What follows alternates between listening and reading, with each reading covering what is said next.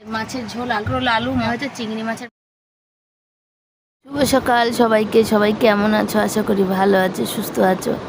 আমিও ভালো আছি। আমার চোখগুলো দেখেছো ছলছল করছে, চোখ দিয়ে অনবরত জল পড়ে যাচ্ছে, মাথা যন্ত্রণা করছে, জ্বর এসছে, উঠতে পারছি না বিছনা দিয়ে। কিন্তু কাজ তো করতেই হবে। সকালে বাসন মাজা, ঘর মোছা, তারপরে চান করা, বালতি গামলায় জল ভরা, ছেলের গেঞ্জি ছিল, তারপরে গামছাটা তেল কাজটা হয়েছিল, আমার নাইটিটা এগুলো কেচে দেওয়া, কুকার টুকার কালকে রাতে ডাল ফাল করা হয়েছে, সব মাজা সব করে ভিডিও পোস্ট করে আমি এখানে শুয়েছি। তবে একটা জিনিস ভালো হয়েছে, আজকে যে ভিডিও পোস্ট করেছি রাস্তায় যেতে হয়নি। ভিডিওটা বড় ছিল আর নেটটা অনেক লেগেছে, কিন্তু দরজার সামনে ফোনটা রেখেছি, দেখছি হয়ে গেছে ভিডিওটা আপলোড, বুঝেছো?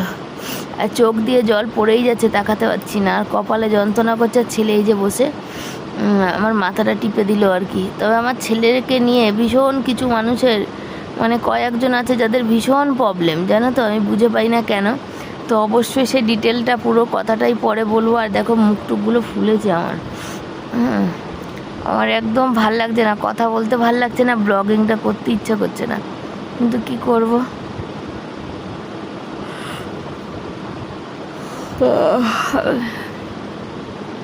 কিছুই ভালো লাগছে না, কথা বলবো কি, শরীরটা এত ক্লান্ত লাগছে।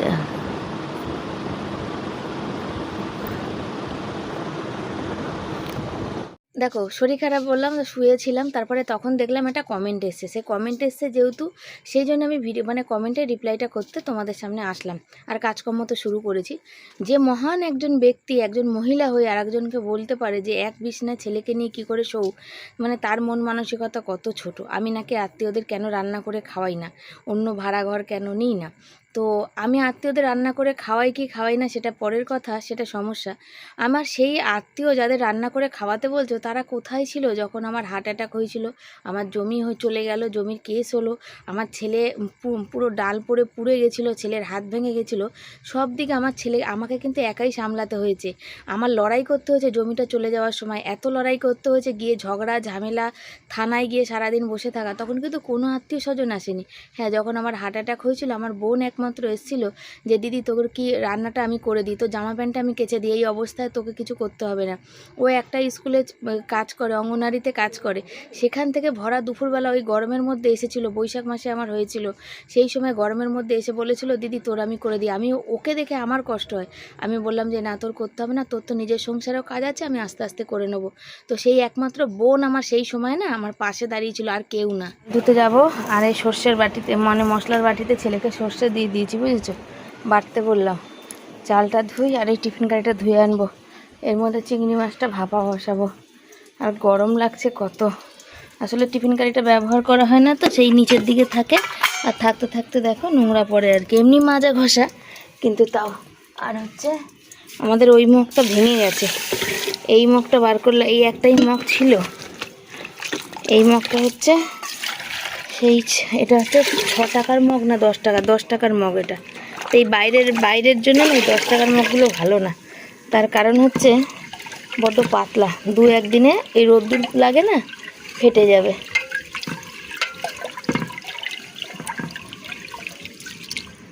অল্প করে ভাত করব, খেতে পাচ্ছি না একদম, জানো।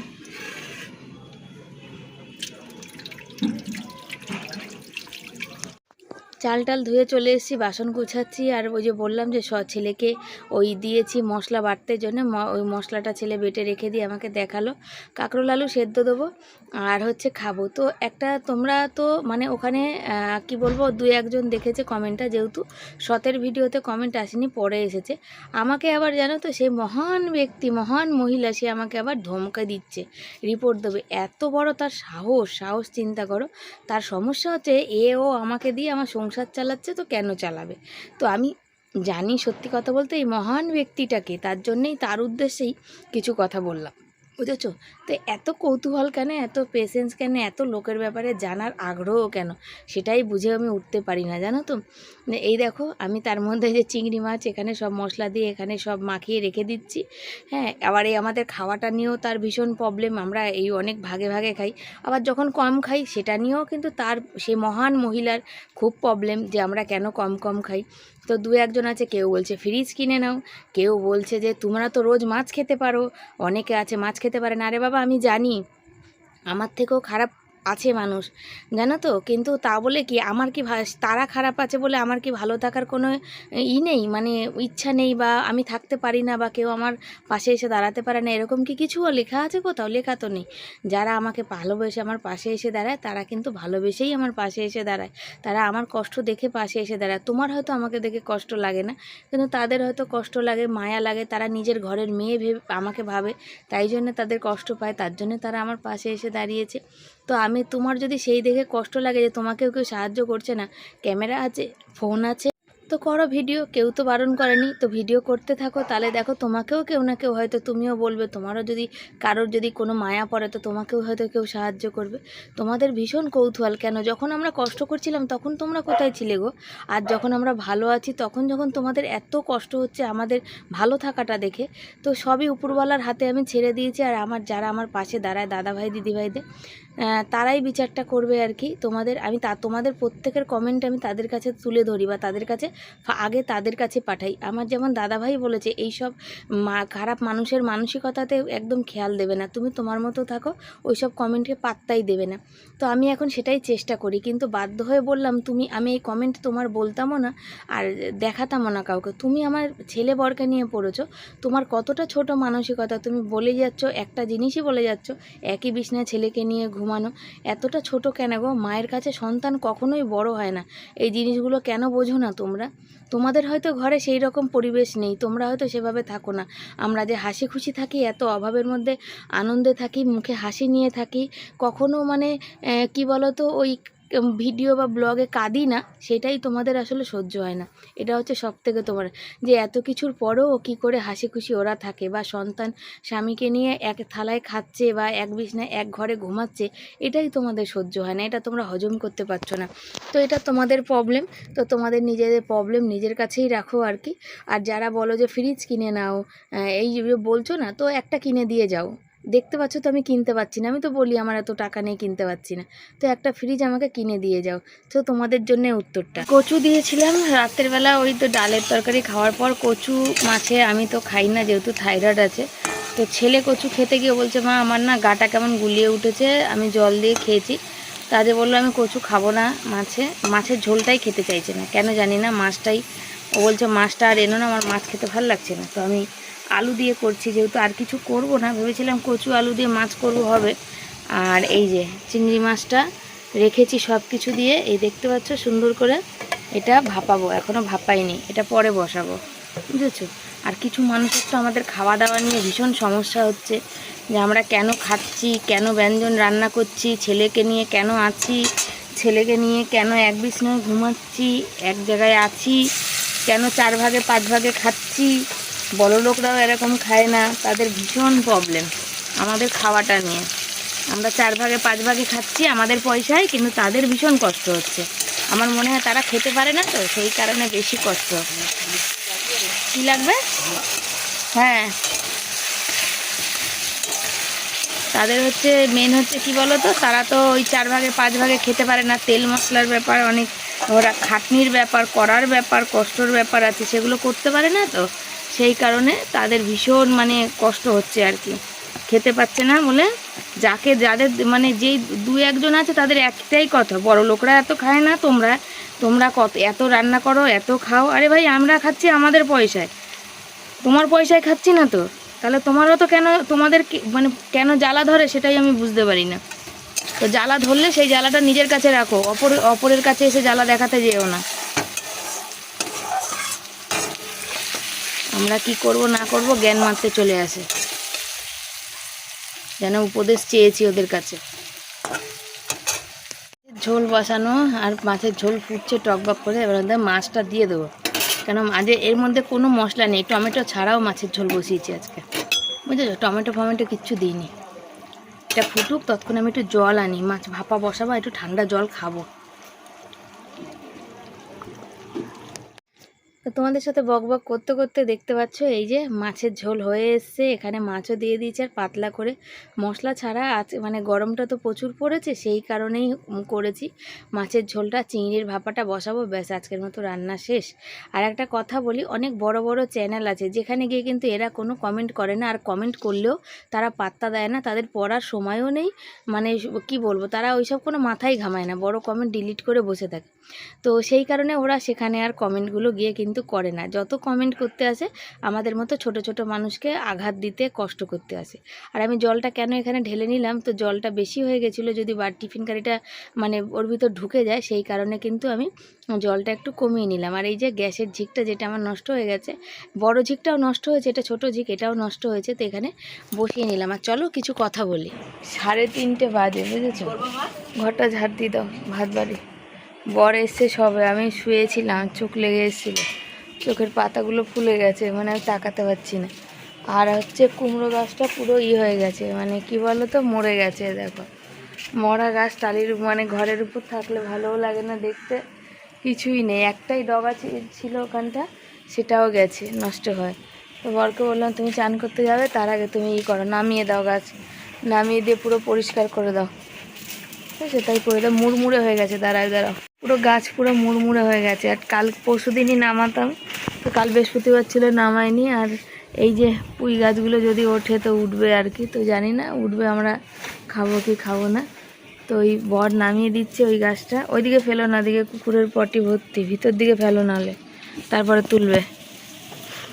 আর নামিয়ে দিক, আর এদিক দিয়ে পুরো বেড়া ফাঁকা হয়ে গেছে, আর বেড়া বাসে কিছু নেই যে বস্তা করা যাবে, লাগানো যাবে আর কি।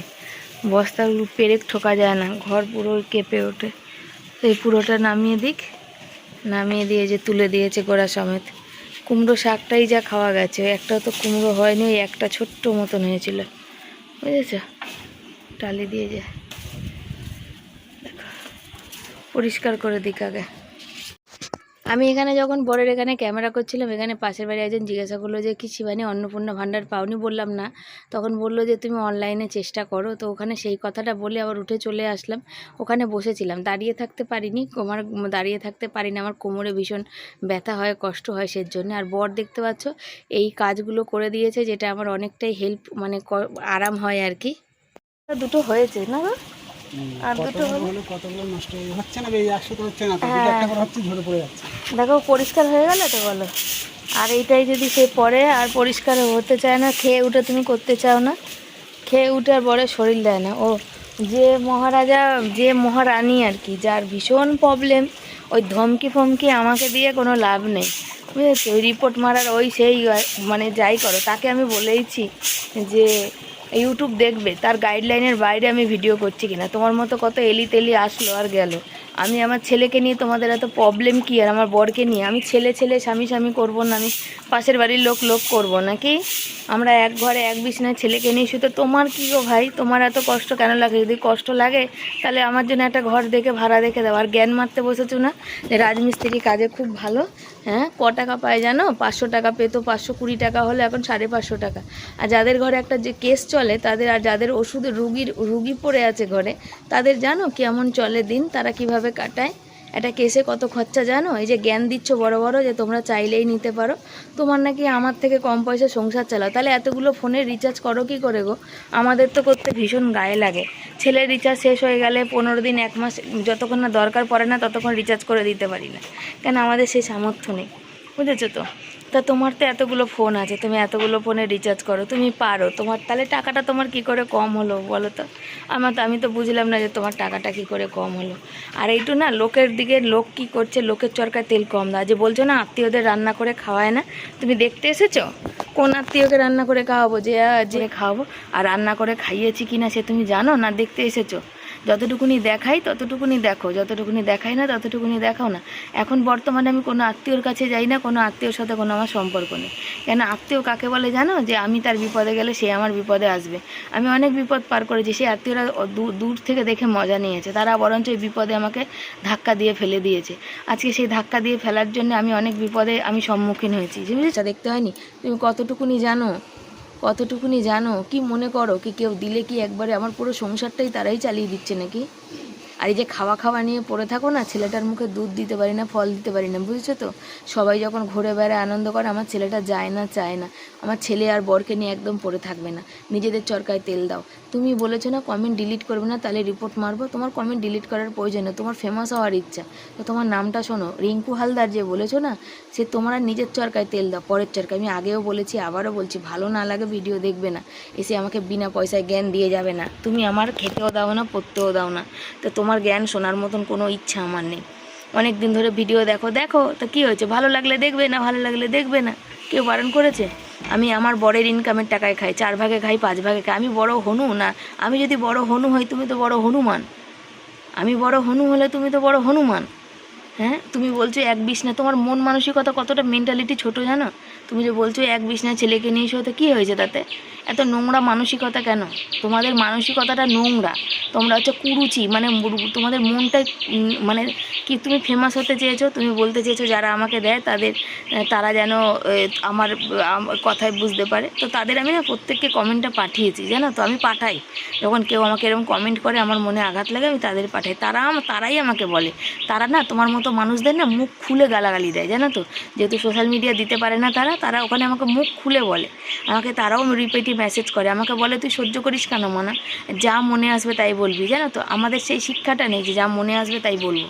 তুমি তোমার রুচির তুমি আমার বলো না আমি কত শিক্ষিত। আমি শিক্ষিত, ইংরেজিতে কমেন্ট করতে পারি, সেহেতু আমি শিক্ষিত। তো আমি কেন ততা করে বলি? তো ততা করে বলি, সেটা আমার ব্যক্তিগত ব্যাপার, তোমার কিছু লাগার তো দরকার নেই। আর একটা কথা কি বলো তো, নিজেকে একটু এই মেন্টালিটিটা একটু উপরে তোলার চেষ্টা করো, নিজেকে একটু বড় মনের পরিচয় দেওয়ার চেষ্টা করো। মা ছেলে এক বিছনায় শুলো বা বাবা ছেলে এক তাতে কোনো কিছু যায় আসে না, কোনো কিছু ক্ষতি না।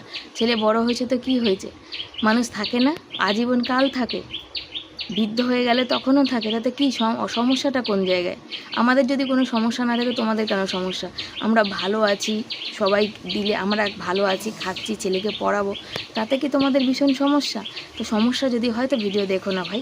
আমার মতন এরকম প্রচুর মানুষ আছে যারা না, শুধু আমাদের তো এদেশে, আমার ভিডিও বিদেশে যায়নি, বিদেশের মানুষরা মানুষকে আর্থিক দিক দিয়ে সাহায্য করে, ভালো মন্দ খাওয়ার জন্য তাদের জন্য পয়সা পাঠায়। দেখবে না, চ্যানেলের নাম নিয়ে বলবো, তাদের না ভালো মন্দ, মানে তারা তো তাদের বাড়ি আছে, ঘর আছে, সব আছে, তারপরে তারা ভালো মন্দ খাওয়ার জন্যে পাঠায়, সোনা দানা দিয়ে পাঠায়, ঘর সাজানোর জিনিস দিয়ে পাঠায়। দেখতে চাও? আমরা তো ছোটো মোটো মানুষ গো। এই যে টেডি শট, ভিল ফুড, তারপরে তোমার হচ্ছে এই যে চন্দন ভাইয়ের চ্যানেলগুলো গিয়ে দেখে তো, ওদের কিসের অভাব আছে? আমেরিকা, বিদেশ থেকে তাদের জন্য না ভুরি ভুরি গিফট নিয়ে আসে। কেন তাদের চ্যানেলে গিয়ে তোমরা না বমি করতে পারো না, বুঝেছো? আমাদের মতো ছোটো চ্যানেলে এসে বমি করো।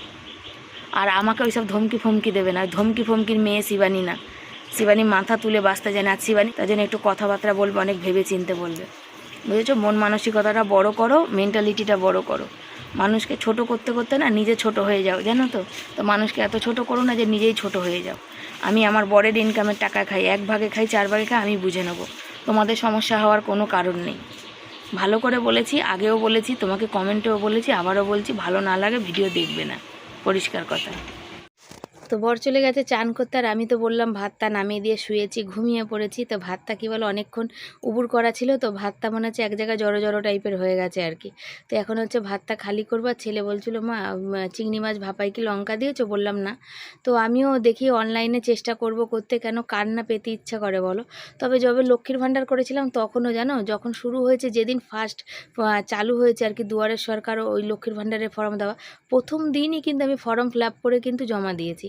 আর আমি যাদের ফর্ম ফিল আপ করে দিয়েছিলাম তারা কিন্তু প্রত্যেকে কিন্তু পেয়ে গিয়েছিলো। আমি 1 বছর পর পেয়েছি, প্রায় 7-8 বার জমা দিতে হয়েছে। একবার দিলাম, হলো না, তারপরে আবার একবার স্কুলে দিলাম, তারপরে বিডিওতে গিয়ে সব কাগজপত্র দিলাম, তারপরে আবার জমা দিলাম, তারপরে আবার বিডিওতে দেখলে, এই করে প্রায় 8 বার না 7 বার জমা দেওয়ার পর আজকে খাওয়া দাওয়া নিয়ে বসে পড়েছি। আর কি হয়েছে রান্নাবান্না, এখানে গ্যাসের সমস্যা জানো, আর আমাদের খাওয়া নিয়ে কিছু মানুষের ভীষণ অসুবিধা, ভীষণ মানে ভীষণ। পরের খাওয়াতে কেন এত হিংসা, পরের ছেলে মেয়ে ভালো পড়াশোনা করলে কেন এত হিংসা, পর মানুষ স্বামী ছেলে নিয়ে ভালো থাকলে তাতে কেন এত হিংসা, এটা হিংসাই বলবো। হিংসা না থাকলে কি আর তারা এরকম ধরনের কমেন্ট করতে পারে? এখানে ভাত করেছি, দেখো ভাত আছে, এখানে আচার নেওয়া হয়েছে, এখানে হয়েছে এই যে মাছের ঝোল আলু দিয়ে, এখানে কাঁকরোল আলু মশলা দিয়ে মাখা হয়েছে, আর এখানে হচ্ছে চিংড়ি মাছের ভাপা। তবে চিংড়ি মাছের ভাপায় সর্ষেটা একটু বেশি পড়ে গেছে জানো তো, সের জন্য ওরকম লাগছে আর কি। তো চলো খাওয়া দাওয়াটা শুরু করা যাক দিয়ে। আর ওই রকম মানুষকে আমি পাত্তাও দিয়ে চলি না, আমার ওই সব মানুষকে আমি পাত্তাও দিই না, ঠ্যান ঠ্যান আমাদের জীবনে ওইসব মানুষের কোনো দামই নেই। ভালো লাগলে দেখবা, ভালো না লাগলে ফটো। দেখো ছেলেকে খাইয়ে দিয়ে চলে এসে এখানে বাসন মাজতে, আর বর খাচ্ছে আর কি, জল পড়ছিল তাই বললাম জল পড়ে যাবে তো বাসনটা মাজি, আর খেয়ে দিয়ে উঠে বাসন মাজতে আমার এমনিও কষ্ট হয় তোমরা জানো, তো সেই জন্য এখানে চলে এসেছি বাসনটা মাজতে আর কি।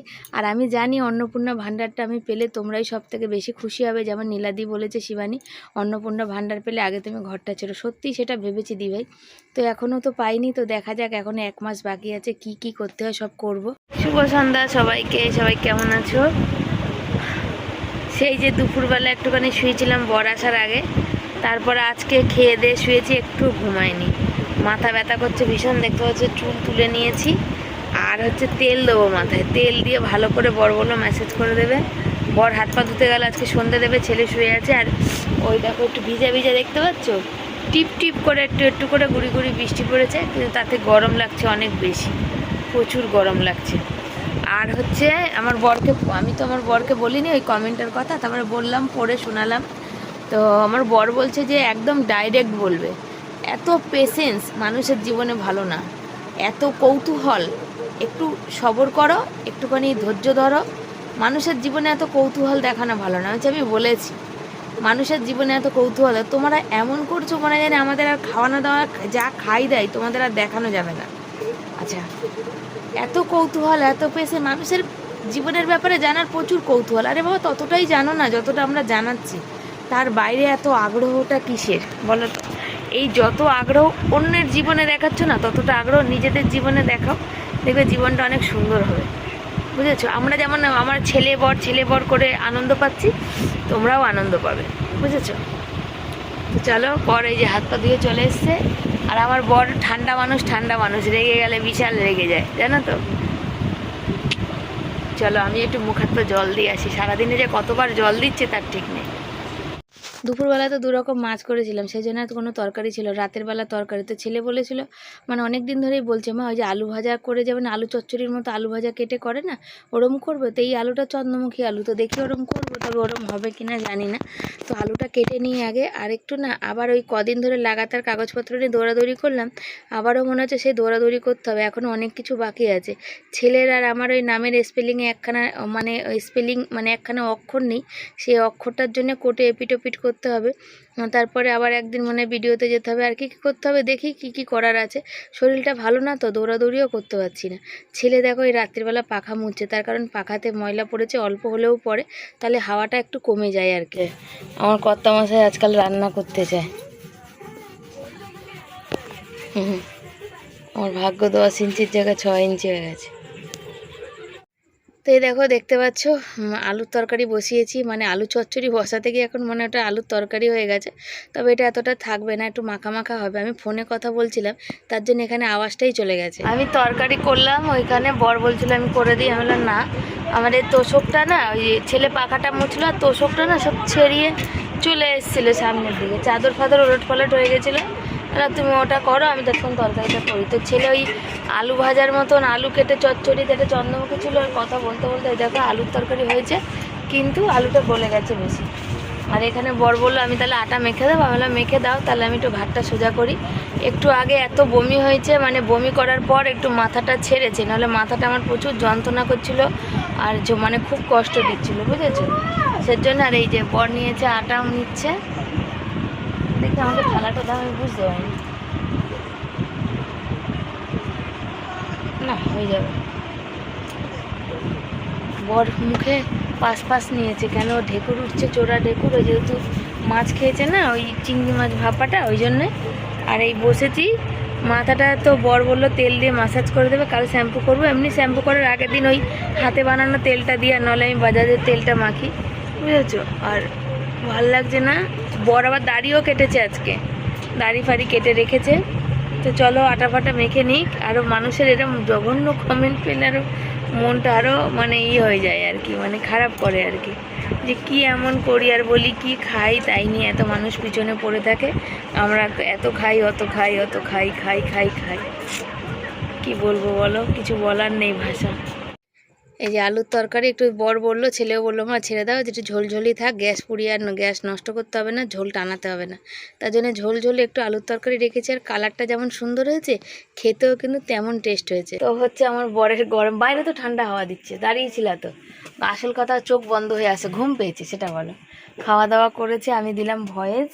আর এখন হচ্ছে এই যে দেখাই তোমাদের, কালকে যেহেতু নিরামিষ আছে, সেহেতু এই যে বর কাপড় নিয়ে এসেছে, গ্যাস মুছবো। আর এখানে তরকারি রয়েছে, একটু ভাত আছে, আমি ভাত খাবো, রুটি খেয়েছি। আর ওষুধ খাবো। বর বকাবকি করছে যে টাইম মতো ওষুধটা খাও, কেন সন্ধ্যেবেলা যখন বমি করি তখন একবার শরীর আমার ছেড়ে দিয়েছিল। তো বর আবার কাজ করে দেবে বলে আমি তো করতে দিইনি। তো এই হচ্ছে ব্যাপার। তো চলো যেটুকু ভাত টাত আছে খেয়ে নিই। খেয়ে এখনও অনেক কাজ আছে, আজকে বাসন সব নিরামিষ মেজে ওইদিকে রাখা আছে, চৌকির তলা টলা সব মুছে দিলে তারপরে এদিকে বর রাখবে, জামা কাপড় তোলা আছে, তারপরে দরজার সামনে জল ভেজানো আছে, কেন প্রতিদিনই এই কাজটা করতে হয়। জল না ভিজিয়ে রাখলে সারা রাত এসে কুকুর আর ঘুমাতে দেবে না, আর আমার ঘুম হয় না, একটু আওয়াজেই ঘুম নষ্ট হয়ে যায়। তো চলো আগে খাওয়া দাওয়া সারি, তারপরে আবার আসছি। খেয়ে দিয়ে উঠে চলে আসছি, এই যে দেখো গ্যাস মুছতে, আর গ্যাস মুছে নিচ্ছি। আর বরকে বললাম যে উঠানটা একটু জল দিয়ে দিও। বরই দেয়, কোনো দিন আমার ছেলেও দেয়, জানো তো। ওই বর দিয়ে শোবো, তারপর রাত্রির ঠিক 1-1:30 বাজবে, আবার সেই শুরু হবে, যেই একটু জলটা শোকাবে আবার দরজার সামনে এসে বসে পড়বে, এসে দিয়ে আর সেই চিৎকার চেঁচামেচি করবে, কাঁদবে রাত্রিবেলা, তারপরে ঘেউ ঘেউ করতে থাকবে। এবার এই ঘরের সামনে করলে ঘুম কি আর আসে বলো, একদম ঘুম আসে না। আর মাথাটা খুব ব্যথা, তো বর বলেছে তেল দিয়ে দেবে। তো বর সন্ধ্যেবেলায় দিয়ে দিচ্ছিলাম, সন্ধ্যেবেলা দিতে হবে না, রাতে দিও, দিয়ে একবার শুয়ে পড়বো। এই দেখো, দেখতে পাচ্ছ কত সুন্দর করে তেল দিয়ে আমার মাথাটা ম্যাসেজ করে দিচ্ছে। তো যে বলেছে না ছেলে বর করে, কেন করি জানো, এই কারণগুলোতেই করি। তারা না আমার কষ্ট দেখে সহ্য করতে পারে না, তাদের বুক ফাটে সের জন্যে। আমার আত্মীয়র কিন্তু বুক ফাটে না আমার কষ্ট দেখে, বুঝেছো। তো চলো tata, bye bye, good night, ভালো থেকো সবাই।